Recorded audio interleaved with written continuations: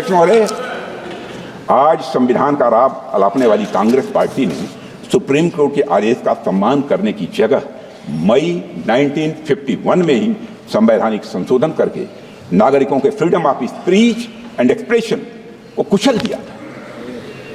देश में पहला आम चुनाव भी नहीं हुआ था, कांग्रेस के पास कोई जनादेश भी नहीं था, लेकिन हड़बड़ी में पहला संविधान संशोधन कर दिया गया जिससे आलोचकों को चुप किया जा सके और अभिव्यक्ति की आजादी को कुचला जा सके।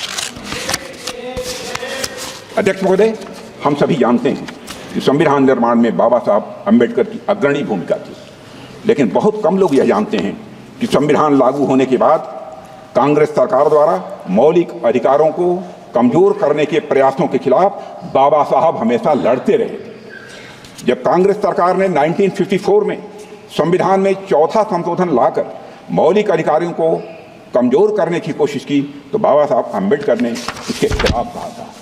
I would like to quote, I am sorry to say that this attitude of treating the fundamental rights with contempt as though there were no consequence, that they could be trodden upon at any time with the convenience of the majority or the wishes of the party chief is an attitude that may easily lead to some dangerous consequences in the future.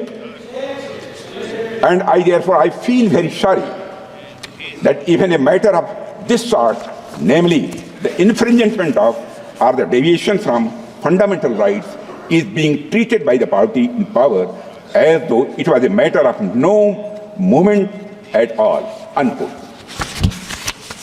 अध्यक्ष महोदय, कांग्रेस और उसके नेताओं के द्वारा नागरिकों के मौलिक अधिकारों को कुचलने की जिस एटीट्यूड की बात बाबा साहब ने की थी, कांग्रेस ने उसी एटीट्यूड को सत्ता में होने के दौरान बार बार दोहराया है। मैं कांग्रेस सरकार द्वारा किए गए कुछ संवैधानिक संशोधनों का यहाँ पर मैं उल्लेख करना चाहता हूँ, जिनके द्वारा संविधान और उसमें निहित भावना को ही नष्ट करने की कोशिश की गई। अध्यक्ष महोदय, साल 1975 में हुए 38वें 38th संविधान संशोधन से आपातकाल यानी इमरजेंसी लगाने के निर्णय को नॉन जस्टिसिएबल बनाने की कोशिश की गई। इलेक्शन लॉ अमेंडमेंट बिल लाया गया जिसका एकमात्र उद्देश्य उन सभी इलेक्टोरल मैल प्रैक्टिसेस को इम्यूनिटी देना था जिसके कारण श्रीमती इंदिरा गांधी के चुनाव को चुनौती दी गई। कल्पना कर सकते हैं अध्यक्ष महोदय, एक निंदनीय संशोधन जो अंततः लैप्स हो गया वह था 1976 में किया गया 41वां संविधान संशोधन विधेयक। इस संशोधन का उद्देश्य मैं तुरंत का ध्यान आकर्षित करना चाहता हूं अध्यक्ष महोदय, इस संशोधन का उद्देश्य प्रधानमंत्री, राज्यपाल और राष्ट्रपति को पद ग्रहण करने से पहले उनके कार्यकाल के दौरान किए गए सभी कार्यों के लिए आपराधिक जो है मुकदमों से इम्यूनिटी प्रदान करना था, चाहे जो भी अपराध किए सब क्षम्य थे। अध्यक्ष महोदय, इसका मतलब यह था सबसे जघन्य अपराध करने वाला व्यक्ति भी अगर एक दिन के लिए भी संवैधानिक पद पर बैठ जाए तो उसके सभी अपराध माफ। कैसे देश माफ कर सकता है? अध्यक्ष महोदय, संवैधानिक शक्तियों का दुरुपयोग यही नहीं रुका।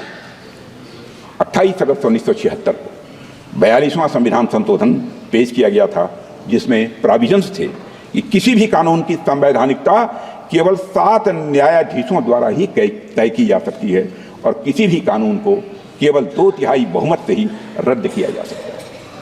अध्यक्ष महोदय, क्षमा कीजिए, क्या यह सब एक तानाशाह द्वारा अपने निजी स्वार्थ के लिए संविधान को विकृत करने का यह भरसक प्रयास नहीं था?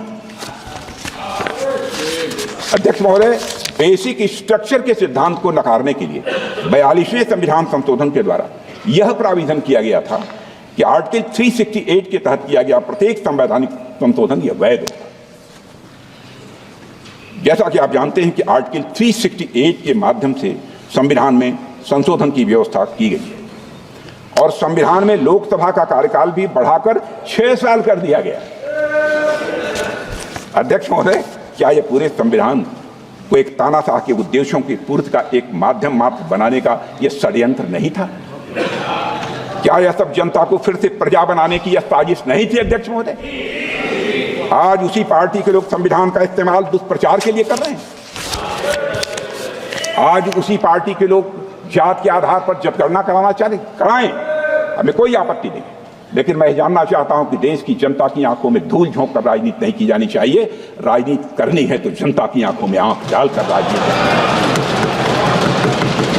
आपको एक ब्लूप्रिंट लेकर आना चाहिए, एक मसौदा लेकर आना चाहिए, ऐसा मसौदा जिसमें कि यह पूरी तरह से स्पष्ट हो, जो जातिगत जनगणना कराएंगे किस जाति को आरक्षण का कितना प्रतिशत देंगे, इसका भी खुलासा होना चाहिए। और मैं चाहूंगा कि ऐसा मसौदा तैयार होता है तो अध्यक्ष महोदय, यदि यह संसद सहमत हो, यदि आपकी अनुमति हो, तो उस पर संसद में चर्चा भी हो सकती है। अध्यक्ष महोदय, देश को गर्व है कि हमारा संविधान आपातकाल और भ्रष्ट सरकारों के सामने भी मजबूती से खड़ा रहा है। अध्यक्ष महोदय, हमारे संविधान में समय के साथ कई संशोधन हुए हैं, लेकिन संविधान की मूल भावना आज भी बनी हुई है, ये हमेशा बनी रहेगी। और अध्यक्ष महोदय, कांग्रेस चाहे जितनी भी कोशिश कर ले, लेकिन हम कभी भी संविधान के मूल चरित्र को बदलने नहीं देंगे।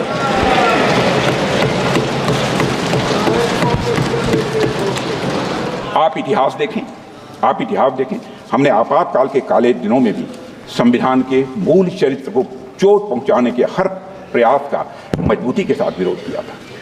लाखों की संविधान में, लाखों की संख्या में संविधान के सिपाहियों ने जेल की यातना झेली है। मैं स्वयं इन यातनाओं का भुक्त होगी हूँ। 18 महीने मैं भी जेल रहा हूँ। 2 महीने तक हमने तन्हाई काटी है, सॉलिटरी सेल काटी है। अध्यक्ष महोदय, जेल में रहते हुए मेरी मां की मृत्यु हो जाने पर मुखाग्नि देने के लिए हमको पैरोल तक नहीं दिया गया। अध्यक्ष महोदय, कांग्रेस ने कभी संविधान, न संवैधानिक मूल्यों और न संवैधानिक संस्थाओं का सम्मान किया है। कांग्रेस के नेताओं ने हमेशा पर्सनल इंटरेस्ट को कॉन्स्टिट्यूशनल वैल्यूज और इंस्टीट्यूशनल डिग्निटी के ऊपर रखा। एक डॉक्यूमेंट फैक्ट है कि 1973 में 3 सीनियर मोस्ट जजेस को सुपरसीड करने के फैसले से तत्कालीन राष्ट्रपति श्री बीबी गिरी जी सहमत नहीं,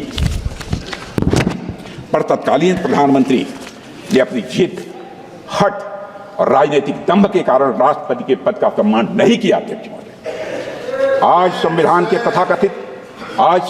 तथाकथित हितैषी ये भूल जाते हैं कि श्रीमती इंदिरा गांधी ने 50 बार आर्टिकल 356 का दुरुपयोग करके चुनी हुई सरकारों को गिराने का काम किया।